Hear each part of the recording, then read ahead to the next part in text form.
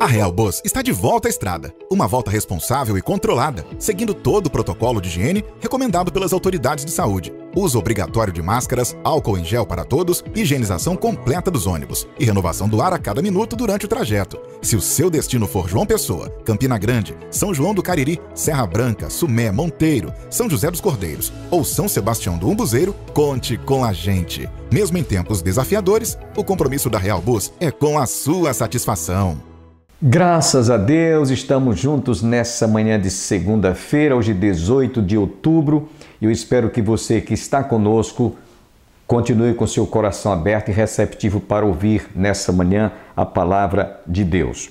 Hoje, dia 18 de outubro, celebra-se o dia do médico, dia do estivador, dia do controlador de voos, dia do securitário e dia do pintor. Parabenizamos a todos pela passagem do seu dia, mas em especial ao dia dos médicos, porque esses profissionais estão na linha de frente, muitos deles até perdendo a vida para salvar vidas por causa dessa doença. E nós vamos orar nessa oportunidade por todos os médicos, pelo sistema de saúde do nosso país, que tem feito realmente o que pode, né? O SUS tem feito o que pode para salvar vidas. Vamos orar, portanto, nesse instante. Eu convido você a curvar a sua fronte e juntos intercedermos por nossa nação. E em especial, para que Deus cure essa nação dessa doença. Pai, nós te louvamos agradecidos por esse dia em especial dos médicos. Eu te peço que tu estendas as tuas mãos para abençoá-los, de modo que eles sejam instrumentos em tuas mãos, assim como eles usam bisturi para fazer cirurgias, eles sejam meros instrumentos em tuas mãos para salvar vidas. Obrigado, Senhor, pela vida de todos os médicos, que tu possas abençoar as suas vidas, suas famílias, guardar a todos e também sarar a nossa terra dessa doença, em nome de Jesus. Amém. Dentro de instantes estaremos ouvindo a nossa guia turística falando sobre as 12 tribos de Israel. Se você não sabia, Israel foi escolhida por Deus para, através deste povo, abençoar todas as nações, através do patriarca Abraão. E Deus escolheu das 12 tribos, filhos de Jacó, esses homens para dar continuidade a todo o histórico do Antigo Testamento. E chama a atenção porque no Novo Testamento, Jesus, quando aqui esteve, ele escolheu 12 apóstolos, também para realizar a obra de evangelização, expansão do evangelho. Então, para Israel foram 12 tribos, as 12 tribos que você ouvirá hoje a Aline falando, e no Novo Testamento os 12 apóstolos. Muito importante para aqueles que talvez não saibam desse particular. Então, você logo mais ficará com a nossa guia turística, Aline, falando sobre as 12 tribos de Israel. Antes, eu quero lembrar a todos os nossos amigos telespectadores e internautas que está se aproximando a festa de aniversário do nosso Jubileu de Ouro. A nossa igreja estará completando 50 anos, gente. É uma geração, de 11 a 15 de novembro. Foi especialmente convidado para estar pregando na abertura o pastor Alexandre Ximenes, do Recife, o cantor Armando Filho. Quero que valorize o que você tem, ninguém segura este país. Ele estará louvando a Deus durante pelo menos 3 noites ele estará louvando a Deus.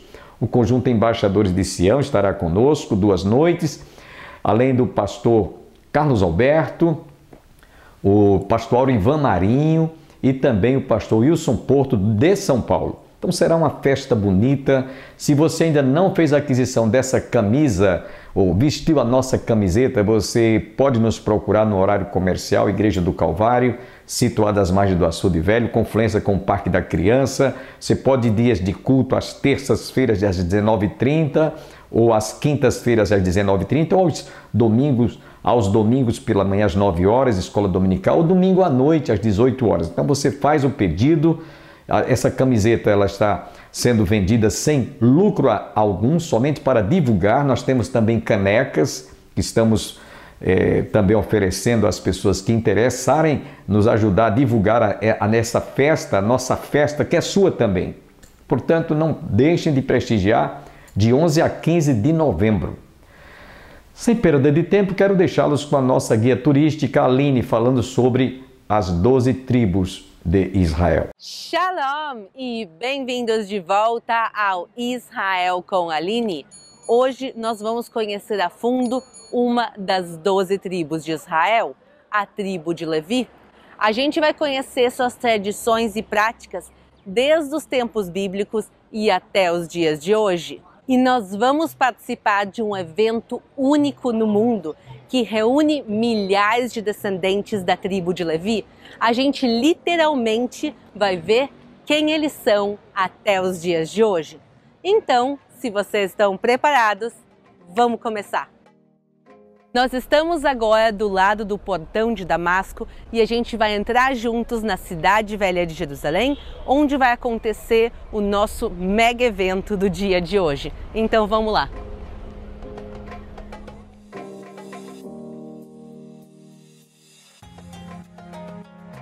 Vamos começar com quem são as 12 tribos de Israel.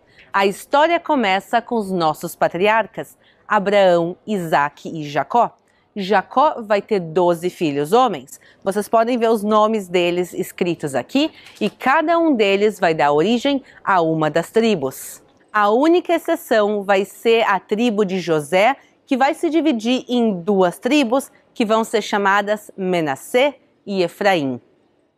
Mas hoje a gente vai se focar na tribo de Levi e os seus descendentes, os levitas. Levi foi o terceiro filho de Jacó com Lia, e os descendentes dele vão formar uma tribo diferente de todas as outras tribos, porque eles vão ser escolhidos para fazer os serviços a Deus e serem os sacerdotes para todo o povo de Israel. E quando termina a escravidão no Egito, finalmente o povo de Israel pode voltar e reconquistar a terra prometida, e a terra vai ser dividida entre as 12 tribos. Porém, justamente Levi, por serem tão diferentes, eles não vão receber terras por herança. Por quê? Porque a própria Bíblia nos diz que Deus vai ser a herança deles. Porém, a tribo de Levi, Moisés não deu herança. O Senhor, Deus de Israel, é a sua herança, como já lhe tinha dito. Eles sim receberam 6 cidades, que estavam espalhadas, e são Golã, Ramot, Bessor, Kedesh, Shem e Hebron. E justamente eles estavam tão espalhados e não receberam terras porque eles deveriam fazer os serviços para Deus, para todas as tribos de Israel, por isso eles tinham que estar entre as 12 tribos e eles não deveriam se dedicar à agricultura como os outros. Então, como eles se sustentavam? Eles eram sustentados pelo dízimo, como está escrito em Números. Também falarás aos levitas e dir-lhe-ás, quando receberdes os dízimos dos filhos de Israel, que eu deles vos tenho dado por vossa herança.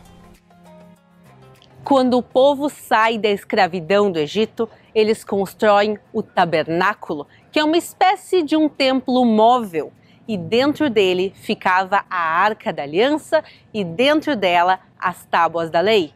E esse tabernáculo acompanha o povo de Israel durante os 40 anos no deserto e depois também na entrada à Terra Prometida, e mais tarde vai se construir finalmente o Templo de Jerusalém, que vai durar mais de 1000 anos. E os levitas vão ser aqueles que vão construir o tabernáculo e o templo, vão fazer a manutenção deles, eles também vão servir como os guardas do lugar, eles vão cantar os salmos e também eles vão ter trabalhos fora do templo de Jerusalém, como por exemplo eles vão ser juízes e professores. E quem pertencia à tribo de Levi era o próprio Moisés e principalmente o seu irmão Arão. Arão ele vai ser escolhido como o primeiro sacerdote do povo de Israel. E por isso a gente conhece ele em hebraico como Aaron a-Cohen. A-Cohen quer dizer o sacerdote. E no judaísmo o sacerdócio é hereditário. E por isso os filhos, os netos e os bisnetos e assim por diante de Arão vão ser os sacerdotes do povo e por isso eles são chamados até os dias de hoje como Cohen, como sacerdotes. Um ponto importante é que Arão não é o primeiro sacerdote do mundo, houveram outros sacerdotes antes dele, um famoso é Malquitzedek. Mas a gente tem que lembrar que Arão é o primeiro sacerdote do povo de Israel propriamente dito.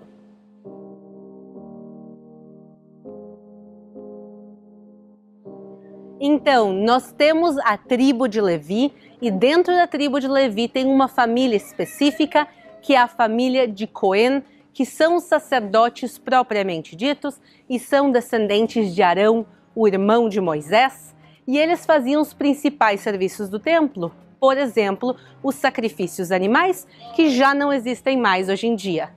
Eles tinham roupas especiais, como vocês podem ver, e dentro dessa família era escolhido o sumo sacerdote e essas aqui são as roupas dele.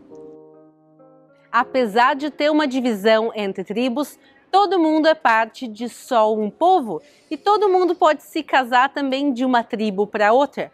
E aí como fica? Sempre fica pelo lado do esposo, pelo lado paterno. Por exemplo, se uma mulher da tribo de Levi se casasse com um homem da tribo de Judá, ela ia passar a ser contada como parte de Judá.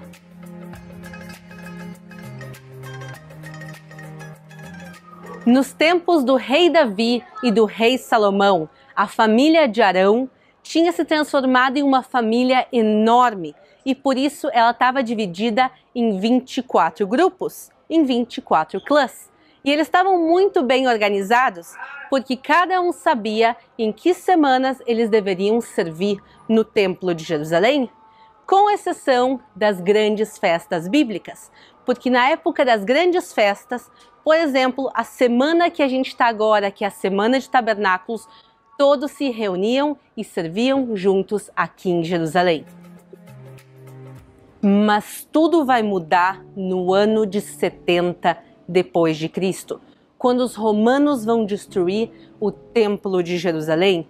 E isso vai ser um choque e um trauma para todo o povo de Israel, mas principalmente para os levitas e para os Cohen, que vão perder agora parte das suas funções, as suas funções principais, mas não todas. E finalmente chegou o momento de falar dos levitas e dos Cohen nos dias de hoje. Até os dias de hoje nós sabemos quem são essas famílias e eles têm direitos e deveres diferentes do resto do povo de Israel. E a pergunta que não quer calar, como a gente continua sabendo quem são essas famílias, mesmo passados 2000 anos? Quando o Templo de Jerusalém é destruído e queimado, os pergaminhos e boa parte das escrituras que estavam dentro do templo vão ser destruídas. Mas tinham cópias também em outros lugares, aqui na Judeia, na Galileia e inclusive fora de Israel. Uma dessas cópias foi encontrada inclusive no Iêmen, com a lista dos 24 grupos de Cohens e onde cada um deles morava. Além disso, os Cohen e os levitas são demarcados de muitas maneiras no cotidiano das comunidades judaicas. Por exemplo, nos sepulcros. O sepulcro do meu avô materno, que é Cohen, no sepulcro dele vai ter esse símbolo. O símbolo das mãos é o símbolo da família de Cohen. A mesma coisa se ele fosse levita, estaria escrito que ele é levita. Nos certificados de casamento vai estar claramente demarcado quem é Levi, quem é Cohen e quem é parte do resto do povo de Israel. E esses certificados são obrigatórios. Então eu posso buscar o meu certificado, ou o certificado dos meus pais, o certificado dos meus avós e assim por diante. Até os dias de hoje se fazem leituras públicas da Torá, dos pergaminhos, todas as segundas, quintas e sábados. E as pessoas são chamadas ao púlpito para ler para a congregação. A primeira pessoa a ser chamada vai ser sempre um Cohen, um sacerdote. Depois vai ser um levita e depois todo o resto da congregação também é convidado a participar. E isso quer dizer que se tu vai numa sinagoga, se tu frequenta uma sinagoga, tu sabe muito bem quem são os Coens, quem são os levitas e quem é parte do resto da congregação. E isso quer dizer que também não só as pessoas sabem a que família pertencem, mas o resto da congregação sabe um do outro. Hoje em dia se calcula que existam 600 mil levitas, entre levitas e Coens, claro. E isso representa 4% da população judaica do mundo. E uma coisa impressionante que se fez com parte dessas 600 mil pessoas é testes genéticos. E aí se pode comprovar um pouco melhor a ancestralidade deles. Vamos agora conhecer um pouco dessas pesquisas. O título e as funções do Cohen passam de pai para os seus filhos homens. E da mesma maneira passa o cromossomo Y. E isso quer dizer que a gente tem uma maneira genética de analisar as origens dessa família. Um estudo pegou o DNA de Coens que vivem em diferentes lugares do mundo e se viu que a maioria deles tem 7 marcadores genéticos incomuns no cromossomo Y.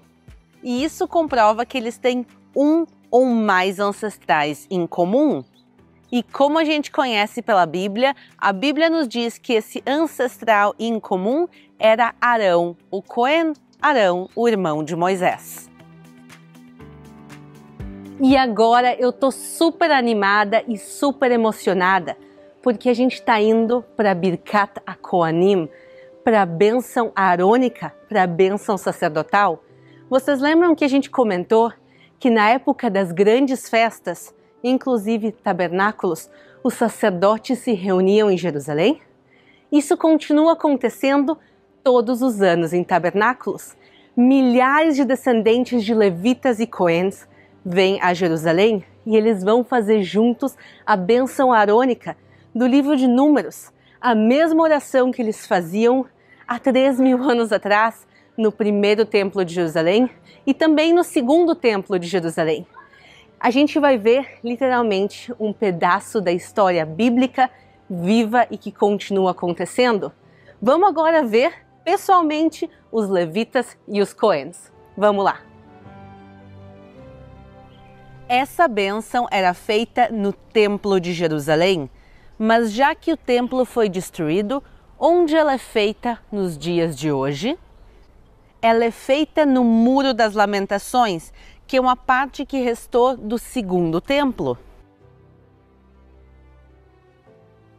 Antes de a gente ir para o Muro das Lamentações, eu quero mostrar uma coisa rapidinho para vocês. Vejam aqui atrás de mim essa cabana, ou como a gente chama em hebraico, sukkah. Ela é parte da celebração da festa bíblica de tabernáculos. Essa é uma das 7 festas bíblicas principais e dura 7 dias e relembra os 40 anos que o povo de Israel passou no deserto.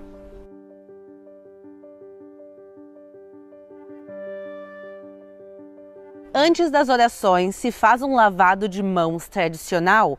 Aqui a gente pode ver algumas pessoas já se preparando e inclusive também às vezes levitas vêm lavar as mãos de coens, como era na época do próprio templo. O Muro das Lamentações é separado entre homens e mulheres. Hoje a gente vai ver o lado dos homens, porque são os homens coens e os levitas que fazem toda a preparação e a cerimônia. E já tem milhares deles reunidos aqui agora, e daqui a uns minutinhos eles já vão começar a bênção arônica.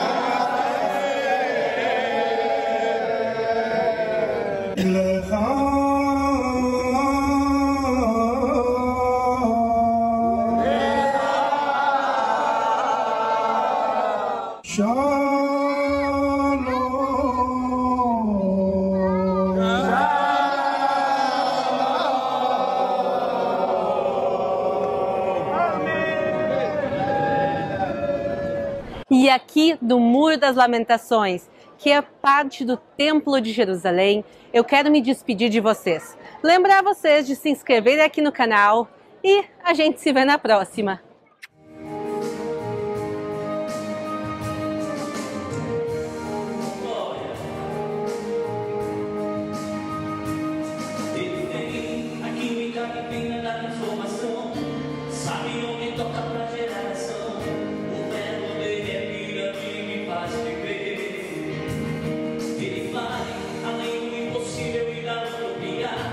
Tem na mão a Bíblia, tecnologia, a vida de quem vive de